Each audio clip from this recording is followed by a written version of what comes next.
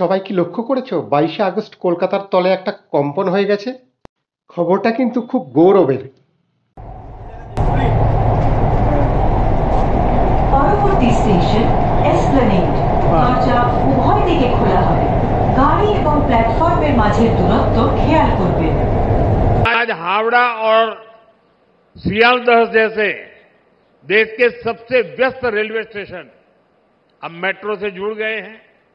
यानी जिन स्टेशन के बीच ट्रैवल करने में पहले 1.5 घंटा लगता था, अब मेट्रो से कुछ ही मिनट लगेंगे।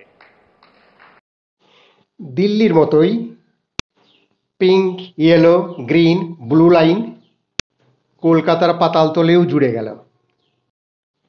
মাননীয় প্রধানমন্ত্রী তার সূচনা করে দিলেন। দমদম, এসপ্ল্যানেড, কালীঘাট হয়ে গড়িয়া, অন্যদিকে হাওড়া, এসপ্ল্যানেড, শিয়ালদা হয়ে সেক্টর 5 বা সল্টলেক স্টেডিয়াম, কলকাতার ওপরের সঙ্গেও ভিতরটাও জুড়ে গেল। হাওড়া থেকে ধর্মতলার ধকল সহ্য না করে মনোরম গঙ্গার শোভা দেখতে দেখতে ধর্মতলায় পৌঁছে গিয়ে সেখানে কলকাতার যেখানে খুশি মেট্রো দিয়েই চলে যাও। কি কলকাতার নিচে কম্পন হয়ে গেল না? ভালো থাকুন, সুস্থ থাকুন।